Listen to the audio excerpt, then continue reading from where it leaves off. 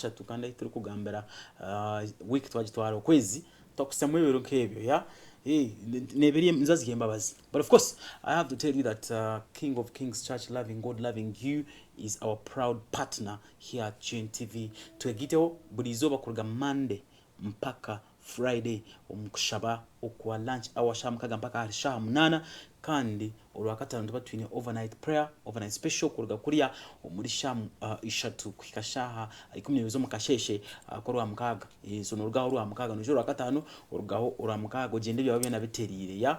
That is King of Kings Church Loving God Loving You, educated Bishop Dr. Cyrus Tayebwa hamwe na Bishop Nicola Tayebwa. Ejini program da Sports Zone kandi nkaburijo ninye Barije Jasper Muhinda ninga shi baba okuretera kulabera amikutu yona yakari magezi ninga shi mikutu erukozibwa esimezo muhagatiro. GNTV is on all social media platforms, be it Twitter, LinkedIn, get it from YouTube. You can watch us live on Facebook or tufuneka na Instagram tulio basa kono twegitaho tuino mkutu ogutakurgaho ogwa live.gntvug.org ejinaitwa GNTV mobile app basa kuba no downloading akurga kuriya on Play Store otutunje kurunje mnonga utambana television age aho rabenoza obana mu Uganda waseko no tunga GNTV hatarimu kwasa tuyaha mikutu ya mainstream media omutwine abanyoni bitu 90.4 FM John Good News Farmer basa kwa nayo no churchiza. Apparently we are still online kokati twija radio zanyu okwe ze kuchusa wano tura kurunje mnonga.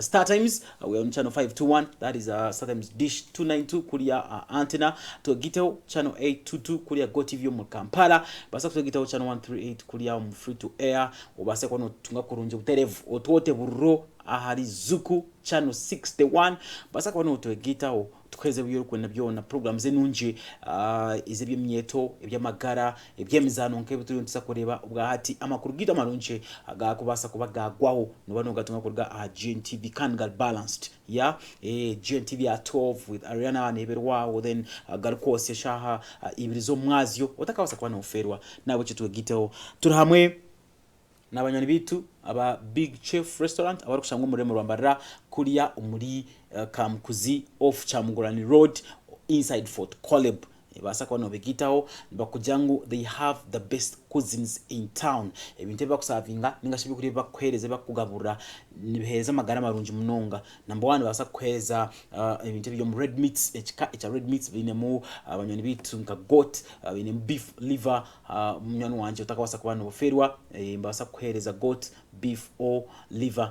Canned fish basa kusavinga fish fillet, fish fingers or whole fish either grilled or pan fried ninga shi deep fried basa kwereza fish ejo kandi bakusavinga byo kuri binji munonga basa kwereza pizzas bine vegetable pizza bine beef pizza hamwe na chicken pizza kandi bukwatagine mwana wanje na beverages bine both hot and cold beverages omutwine muchai imwakunda ka chai ka jungu, that is English tea, African tea kwegamba buri kimwe cyona ntiba kiri kuri ha Big Chef Restaurant bine the biggest rusania in town. They are the kings of plata bakutera ibyo kuri byone byo kwasa kwa no yenda family yawe y'abantu batano y'abantu mukaga ningi 12 basa kugirisa akanya kokora birthday parties, graduation ceremonies ninga shi dates out ishikangoro akatano nababine kibakweta live band.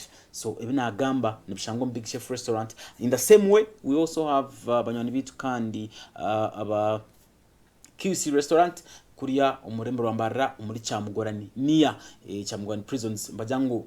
That is more than pork iba kwasa kwamba kusavinga pork cubes, pork ribs deep fried ninga chikarai babine pork nbapima half a kilo 1 kilo and even more than 1 kilo basa kusavingira wao binne bikugenderaho nke byo kunywa nebyo kuriya kalo matoke ninga shimpogoro bakunde pogoro nanakawunga ya oposho. They can give you such items accompanying pork yo kubasa kuba wakora order batera number zesimu zitukuje kwa ntukuretera later on then babase ku deliver injira ahori hona umtown yambara bashanje kuriya umuri Chamugorani. Izo nishongeze kwatagine n'ikemere nimba na akitera ya manya urubuto ni engine yeah. Anyway, away from that uchirize tubase kuba tukugambira kugira ngo program zite nyinji za King of Kings Church nziba ziri aha GNTV wo urahare utakwasa kushaba nitwe basa kwata GNTV program zite zindi nziba ziri aha GNTV kan za live yeah.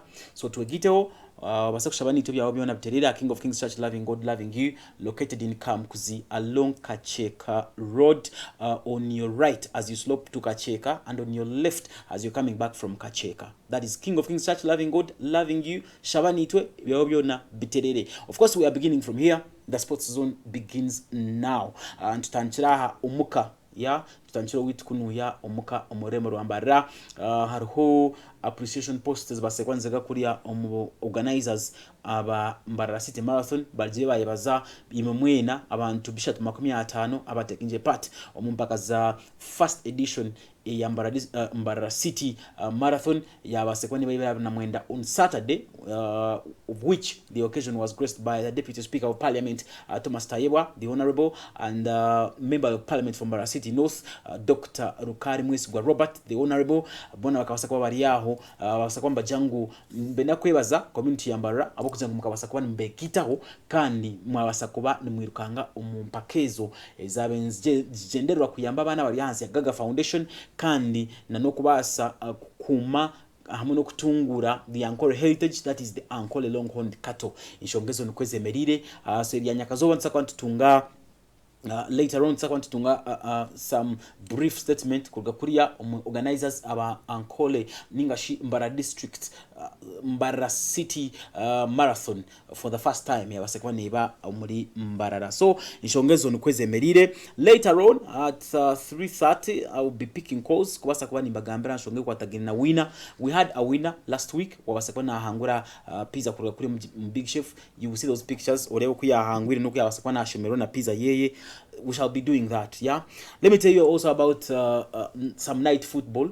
Hariho impaka izukugenda mission yechuro ombisha bitari mwe na mwe across Mbarara City to one of the main stadiums, actually main stadia ebiryaho muri Mbarara, that is the Green Park Super Cup. Yeah, even kugenda mission muri Mbarara yitwa across. Of course we begin with the community, that is Mbarara. For our people in our community, we begin with those events that are happening in our community. So Green Park Super Cup emne mission kandi eri quarter finals have both 35 plus category and the open category, but first and foremost the 35 plus category ebeni mumzano ogwa MCC nyomwe basyo obwebire bikana nywani wanje ekwasire busobwa ntama MCC ebintu bitajanguhire nshonga yo kujangu Mbarara Corporate League, Mbarara Corporate Club ebintu byanguhire eriyanyomwe basyo B2 ebasekuba negwa makazi MCC basekwa negwa makazi kuri orebere Ronif Electronics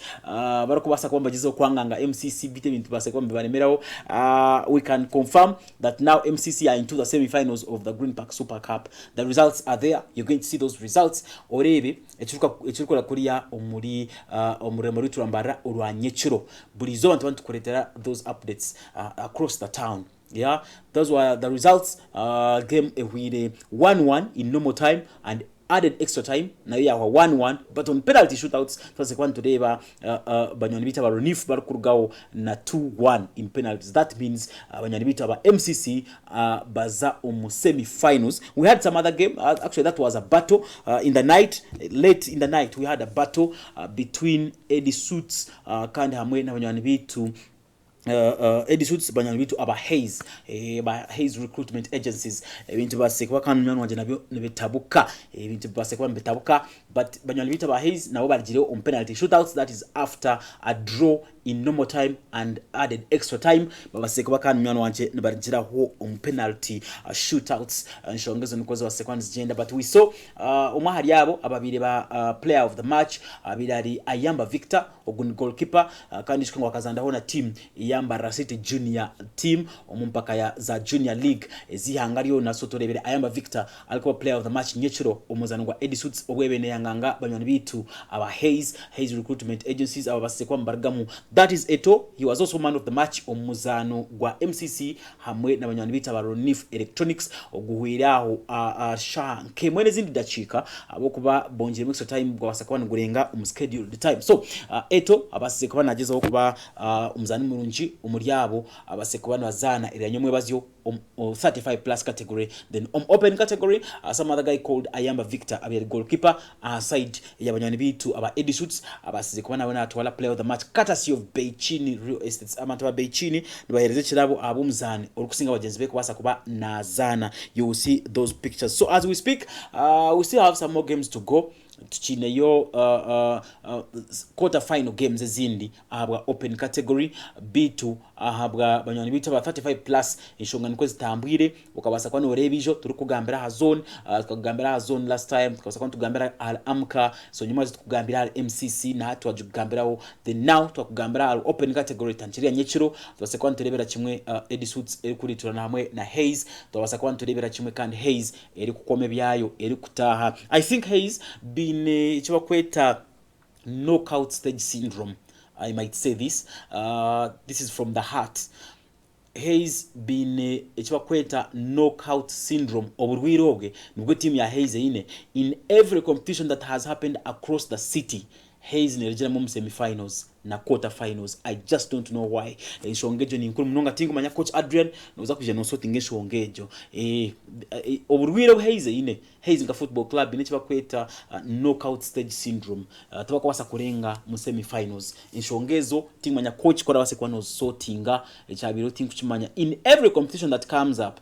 Hayes nerejera mu semi-finals, quarter-finals, semi-finals, quarter-finals. But anyway, that is football. Haro teams is abasize kuba kandi mnywano wanje nizijira ngo the kazi base kuba nizana kapira for the benefit of health and promotion of talent otireho brand visibility ninga brand exposure hamwe na community socialism. So inshongezo ndeteka unzozi kubasa kwa nzetera mpira ogu gwagumza munu gutambara umurembo orwambara. Away from that onchize mbase kutebeza byabireho kuriya umurikatete umushonga zikotagena kickboxing tunjire information endijo eri exclusive kujango ausimbata basize kuba mnywano wanje nahangure kitereke because akabasa kuba natunga partnership na bamwe ahari abebembezi bibyo butegeki umurembo rwambarira nabwe cyo ngo muri zo partnership yatunjire atunjire mu kitereke sense nyinji munonga kuruga wa minister honorable Bright Rwamarama esente zo ausimbata think kumanya chance ndoze think GNTV tubanze tugabane mu kace because think kumanya ebyemizano na munongo mborenje wizoba bibeni bibura mu boost especially ebikonde kickboxing ebyo bibeni bibura mu support kuruga ombebembezi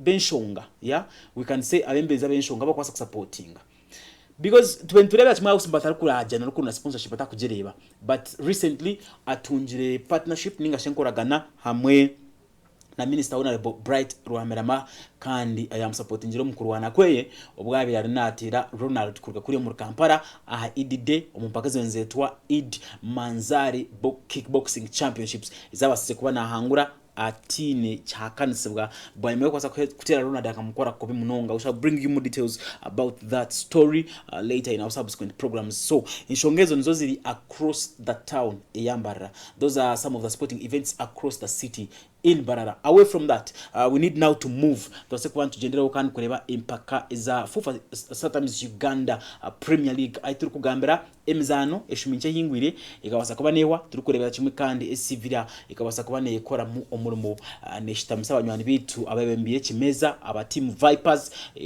aituru kugambira esivira ikabasa kuba ne hinduka kabeja amzanogwe courtesy of Patrick John Kakande kabasa kuba na yesterday I was supposed to show you that goal and Kazoba. I have segments of the series that went through the environments is to expecting Arena Chivubo and both at Wankurukoko in Shongokuza Atamwire. But today I will specifically tell you about Ivan Ahimbisibwe ukwabasize na teba yo goal ye making a second top scorer omumpakaza first time Uganda Premier League. You will see that goal later and today belemzane minji ndijo nka UPDF elikwasa kwane yachira team ya Oxford Giants elikujihonda kandi kwasa kwane tureba seka matena we arikubo mwali yabo abakozere kurungi. Those are some of the results is basekwanza gayo in the last games is basekwanza for match day 21. So twasakwana tureba last week abanyani bita ba police bakubasa kuba mbasingwa gole mara busha kitara kan Nick ilikuwasa kuba netera team express goals ishatu ahari yemwe.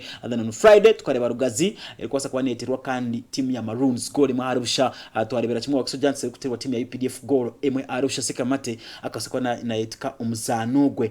Performance of the weekend ekaberi Kampala Capital City Authority kandi we basekwa ne punishing a team ya Soitiro Bryces na goals itano omurubusha. And right about now I might tell you about also team ya SC Villa ya basekwa ne hindura Kabeja. Yes, Kabeja ba SC Villa, that is Jogu Salongo. That is a team that has actually won the FUFA Times Uganda Premier League 17 times, much more than any other team in Ugandan football history. Katika sakanto ya team ya Mbara City erikugwa makazi hamwe na team ya Bull Chaika Cheka 0-0. Omuzano gwari sira abantu bingi bagamba munywano wanje ebintu bitakushemeza abahagizi ba Mbara City no bamanyana bakundo kutongana. But from that game tukabasa kubantu turebera kimwe banywani bitu abambara City barakugezaho kubasa kwehenyima, because from the beginning of the second half of the season babase kwamba zane mzane shatu and they have not lost a single game. Matches babase kwamba bakora draws ishatu. Tukareba kimwe bakora draw kuriya omuri Royal Park omuri Butema omuri Amaka Agachitara Football Club courtesy of Henry Chitagenyo basakwa na penalty nunji munonga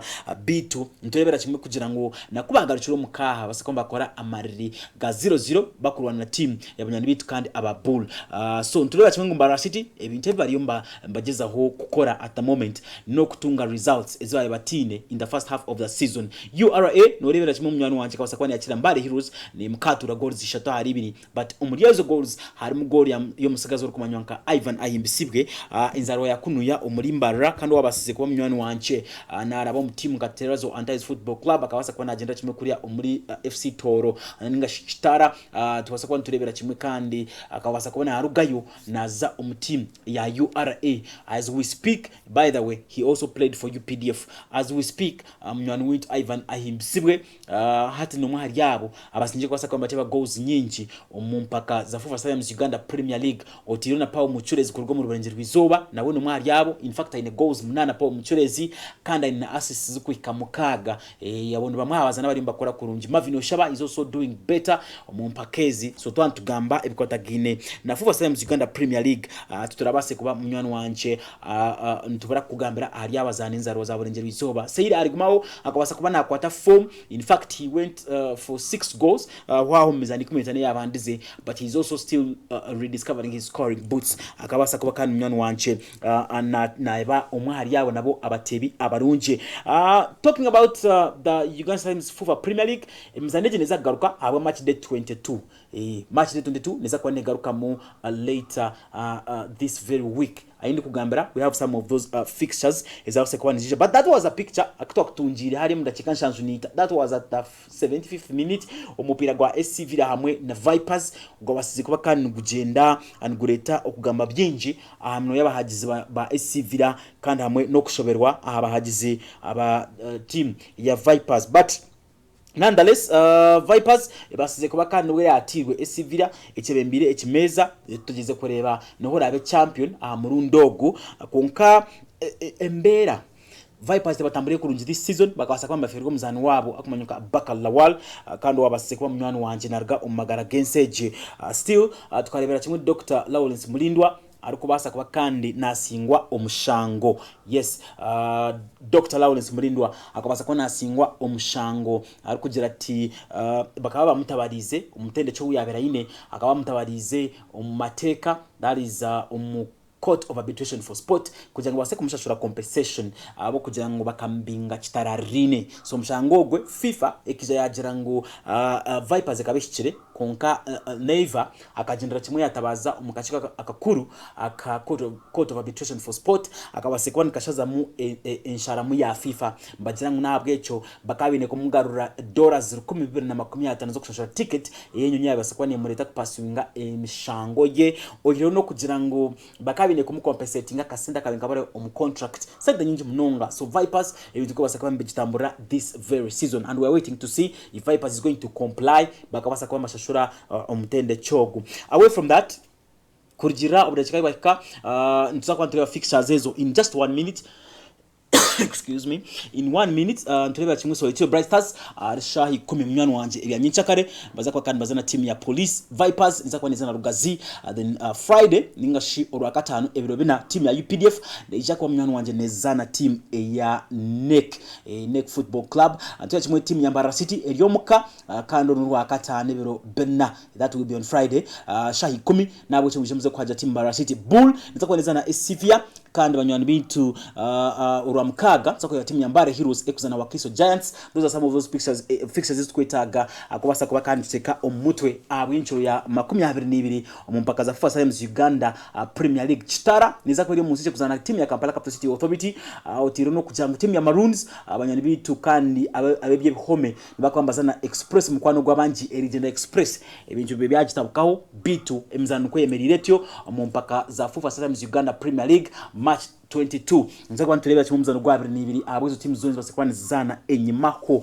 onyikirize kugera kadakika akaka mbase kuba ninkomyaho Uganda Premier League ninzaga kaninji kwata okache nebukwasire a national team otiriho niza kweta nebukwata gina CAF under 17 AFCON eri kugenda kimwe kuri misho omuri Morocco noza kwa no manyu mutendeki Brand Senyondo kwayakire FUFA president Honorable Moses Magogo hamwe na Chris Kalibala kando tiriho na mnyuwani witu orukumanywa Karoni Kalema ishaiza I need to pick a call. It's the pizza moment tubase kuba ntureba who is going to win a pizza. Yes, this is the pizza moment. I think when you see that flyer that actually says don't be conned, yeah, there are some of those official numbers ezukuza kuba kanizgambwa ngotere nizakuza asimu yawe later on bokuba abafere nibinji, so we want to exclude Big Chef from the conmen. Something you see on GNTV is authentic. Yeah, so this is the pizza moment. I'm waiting for those calls. In case there is a call, we're going to talk to that person. Arabase kuba muhanguzi wizoba turebere kimwe kwa arabase kuba na twala pizza courtesy of Big Chef because like I told you, Big Chef eyine byinji ebyo takwasa kujanguno uraba ona mnunga ekwatagine nebyo kulia. I'm now waiting for the call. Just call those numbers is your screen yawe na mnunga kuza arabemu. I'm going to be talking to you, asking you a few questions, then kora answering right noza kuhangura pizza courtesy of Big Chef. Niwo kumanya pizza yo kwenda wanda vegetable, wanda beef, wanda chicken, you know what you do, you know what you win. Still, I will tell you about Dixon Okello later on after receiving a call. I will tell you about Dixon Okello ogu Dixon Bond Okello no mwa abanya Uganda ababasize kuba ba training omushonezi kwatagena na security. Let's have that call. I think there's somebody online. Hello. Hello. Yes, good afternoon. Hello. Yes, please. Good afternoon. Wasibota. Okay, nasibaja wasibota nyabo. Leo kaniwe. Bazonga mbe mazina gawe. Mbakwetoa. Amazina manito Sandra Keitesi. Sandra Keitesi. GNTV no jirebera nkayo muremura mbarira. Nindirebera Katete. Ojirebera Katete. Mbona za kubuza ebuzo bibiri bishatu kora bishero za kuhangula pizza courtesy of Big Chef. Cyo kubanza. Big Chef ni shangwa nkai. Empty. Where is Big Chef located?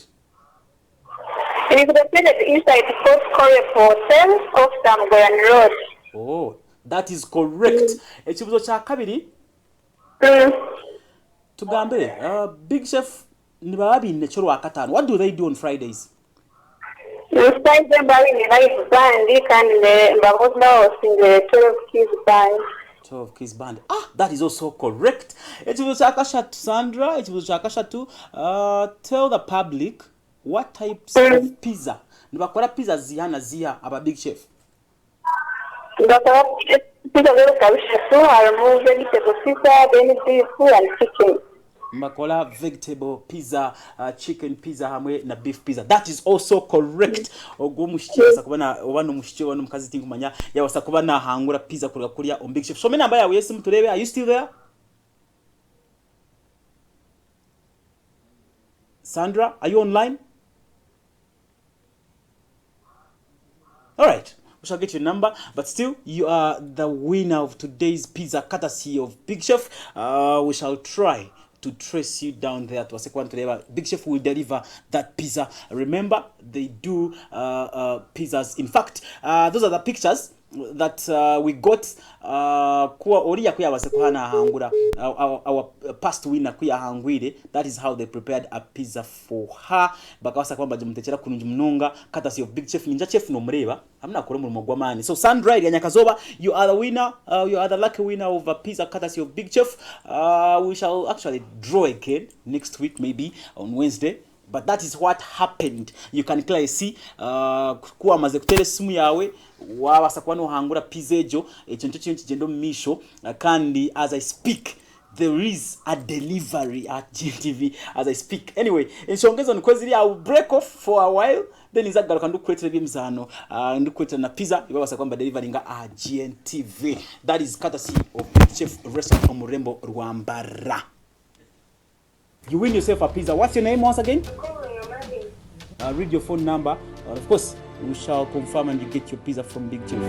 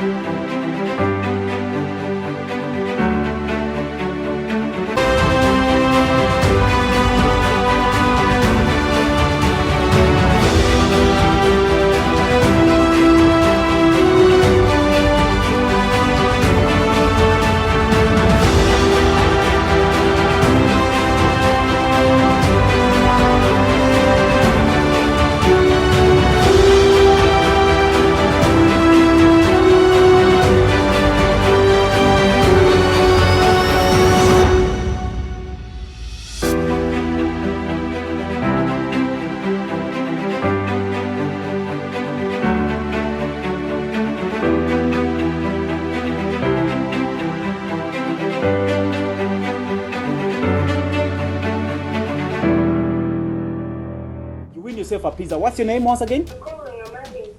Read your phone number. Of course, we shall confirm and you get your pizza from Big Chef.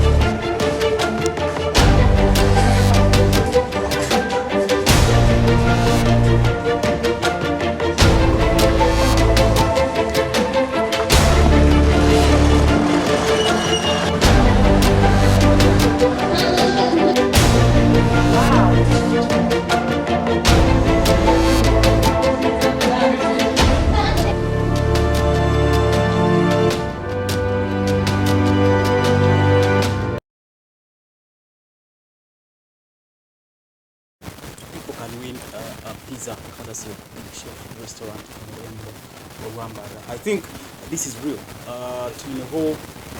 To whole confirmation the numbers that you see on the flyer is one zezo numbers ezo kutera mukabasa mwana wanje ku kuhangura kufuna delivery ninga shwayo ni order, you can still have something to do with the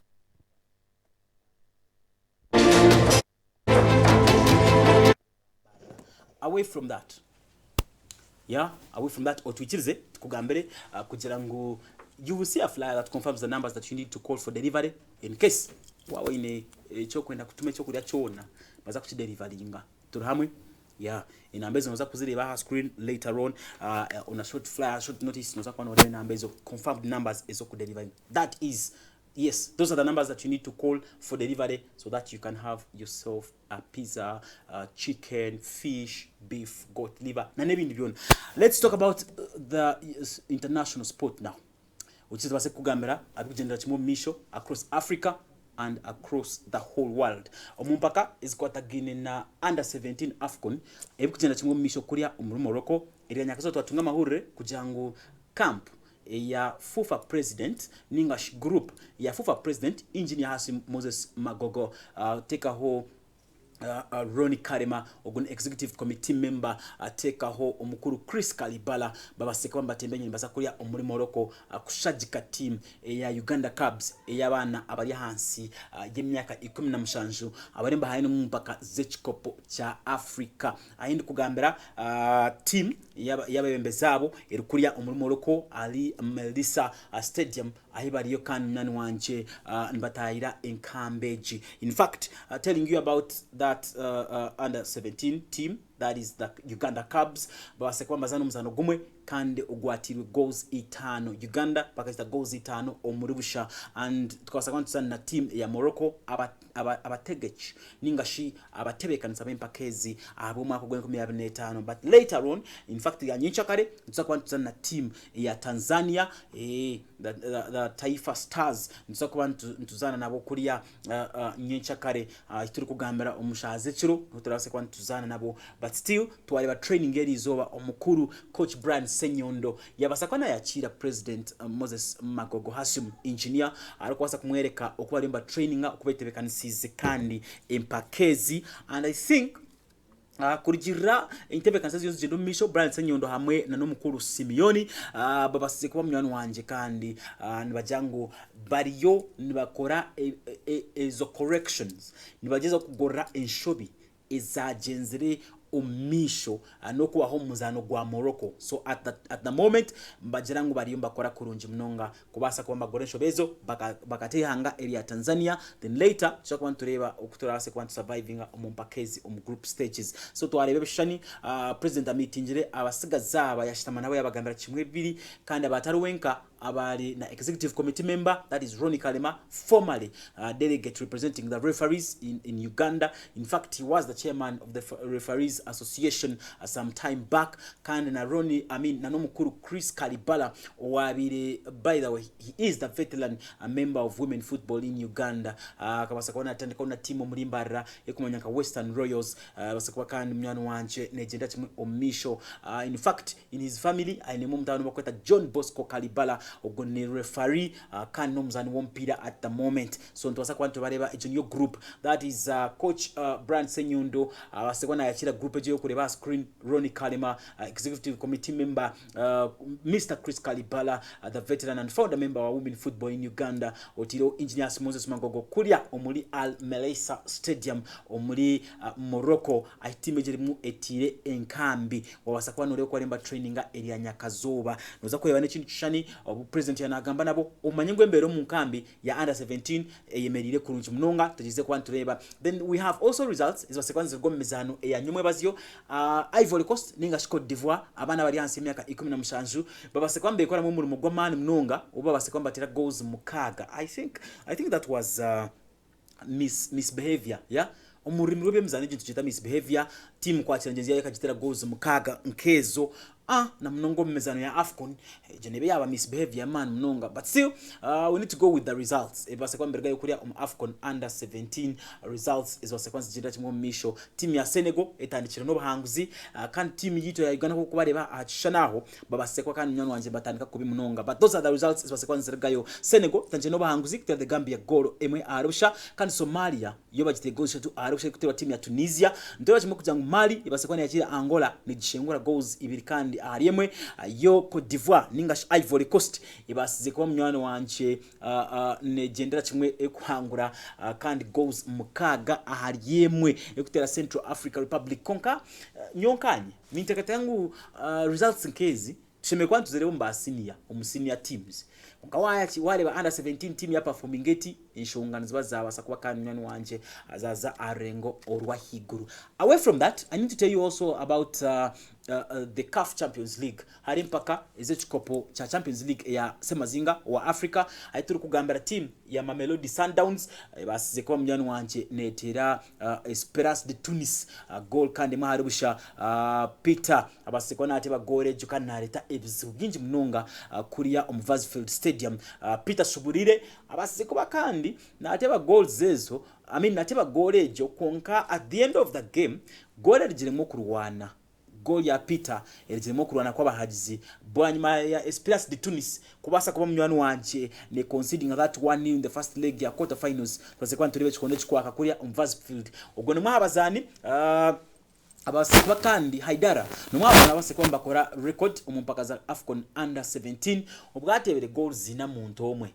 One of the realest talents is twin Haidara mzani wa Ivory Coast abasikwa nateba goals ina omuntu omwe umutimu eje otunturebera kimwe kandi Ivory Coast ekutera goals mukaga ahariyemwe. I still also have to tell you about the CAF Champions League kuna nakugambire turebere kano musigazo ku Haidara kuteba dachika ya actually goals ezikwizo mudachika ya kana obwiro bwingi goals ezikwizo mudachika ya kana abazana bakcha kuteba mudachika ya kana nibasha kuteba goals ibiri no kugita yiguru in the 4th minute manya how lucky the 4th minute is but ateba mudachika ya kana 13 ananemwe hamwe na 55 so muntu omwe atebere goals ina konka still he goes with one match ball ejinebe na hegomza umpira gumwe abinje memwine buzo hatoka yateba goals ina mwe nakutwara umpira gumwe nibamonjero gundi ninga yateba hat tricks ibiri bakora but you take one match ball away whatever hat trick so whatever goals ina still you take one match ball matches no basakwa man of the match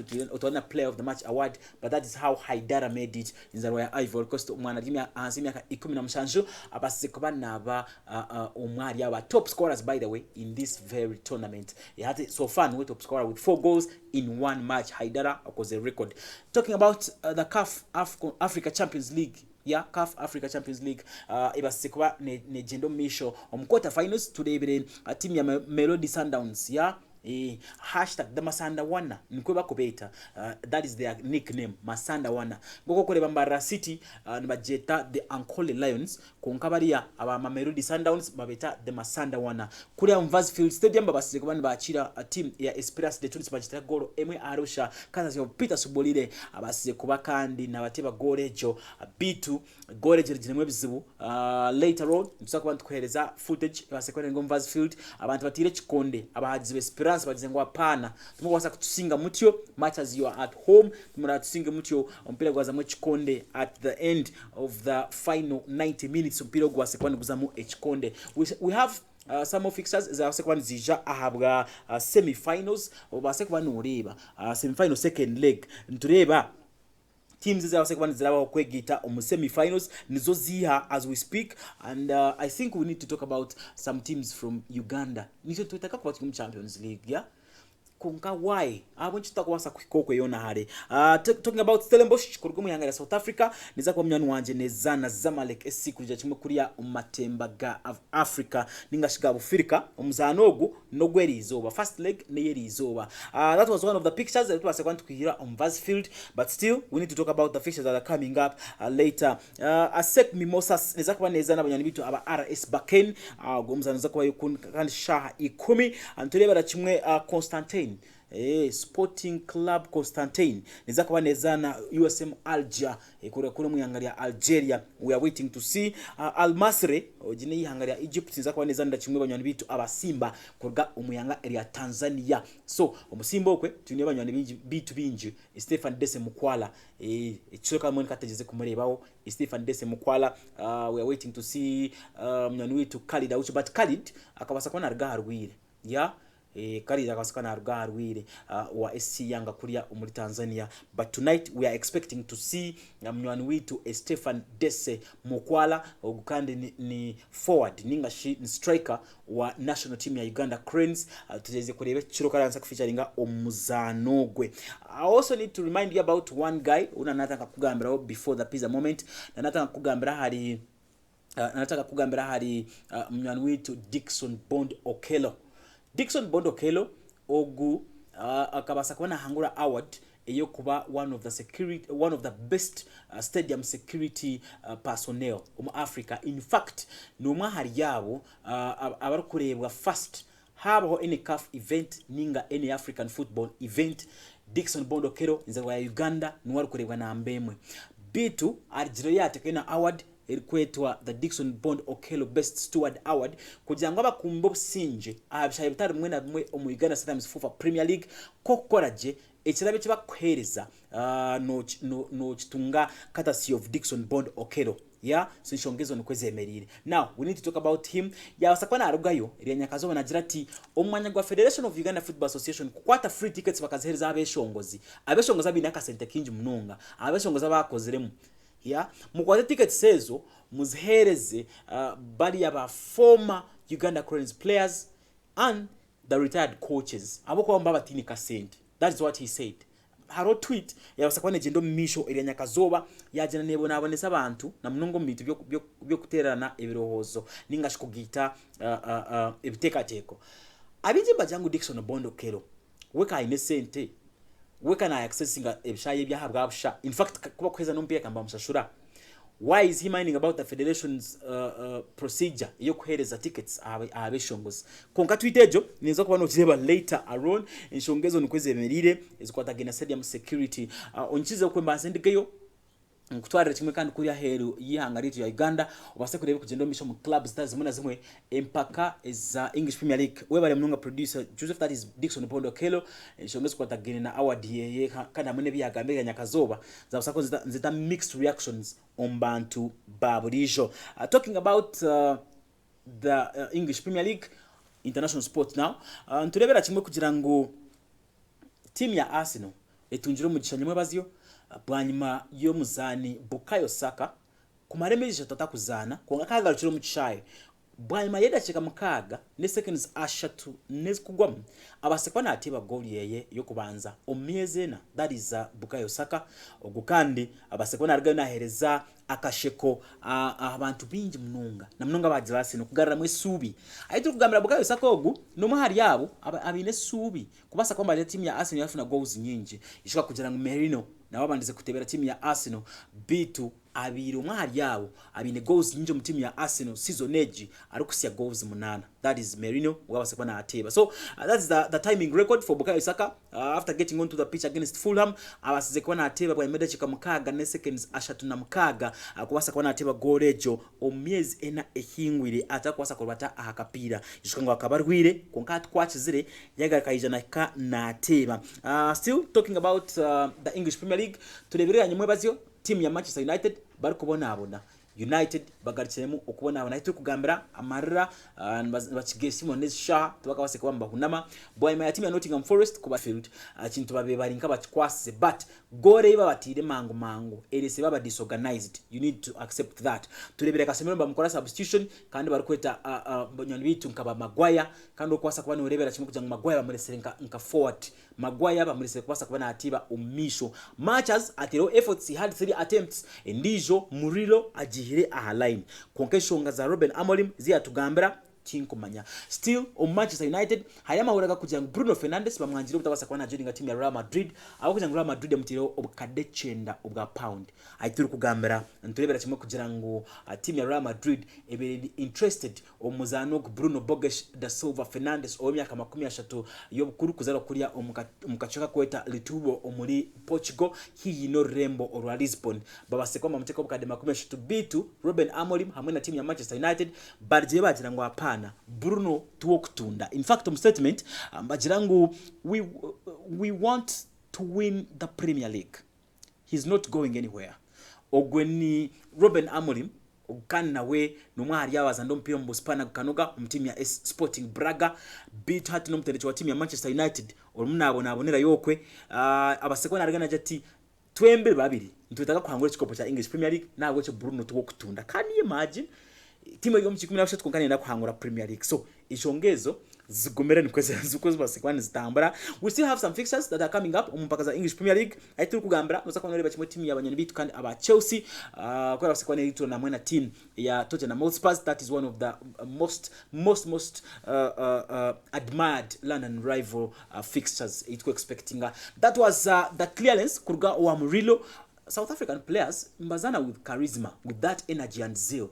So chenjocha abasekwa nchibaho magwaye gwabe nanda kutiba B2 Murillo akabasekwa na clearing off the line to basekwa nto goalkeeper be beaten, even other defenders were beaten, where yet captain wa team ya Nottingham Forest aljaja tapana okutera Manchester tishakubetsiri ocho mahurre atukonkito burimuza nogona ntuguzana nka final. That is yet captain wa team ya Nottingham Forest ngoba sekwana argayo na gambera achu abagizi ba team ya Nottingham. In fact Nottingham omyaka ekwikanshanje na mwenda bataka basekubamba bakora kurunji bati Nottingham Forest bataka gukora bati mpaka za English Premier League hamwe no mpaka za English League 79 years and above bataka basekwa kandi bakora kurunji batyo team ya Nottingham Forest. Still tunakwasa kwa nturebera kimwe Pep Guardiola kandi ogunarga yona ati I did not want to talk about the fans comments iba kwasa kubakani batuteka pressure because omzan Erling Braut Haaland akawasa kwa nargo muzano gwabo over the weekend aine injury nobali basa kubakani barabaho bitu akaragayo no bukuta kandi agendera ahabikoni.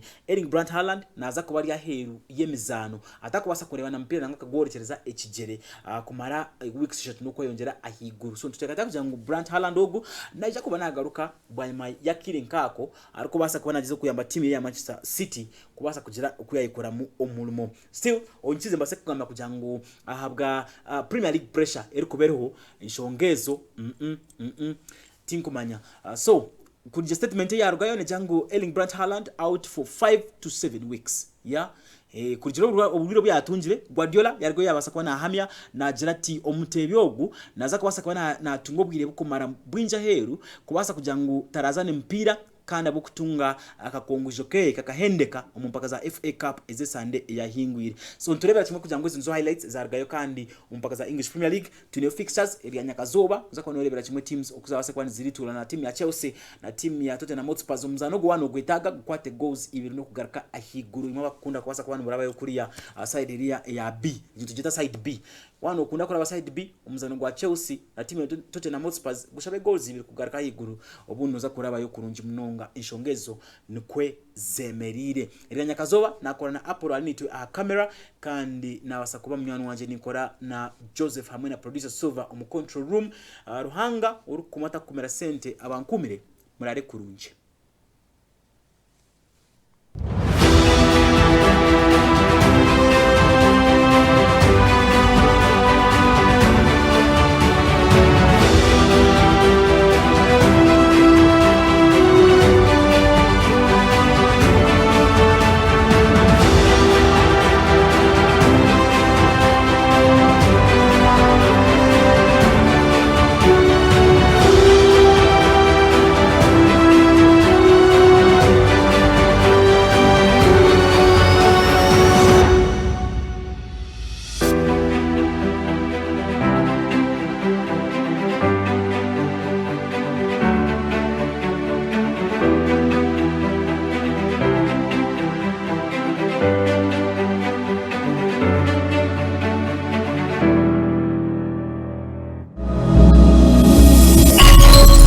This is GNTV, releasing life.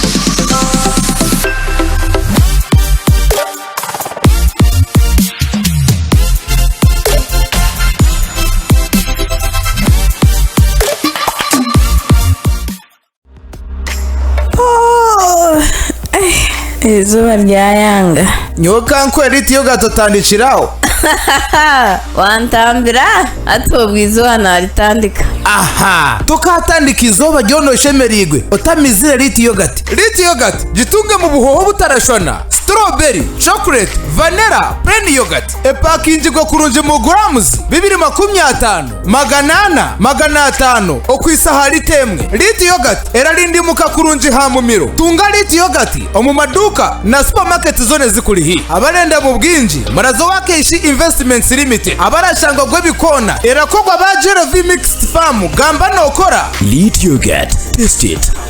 Love it.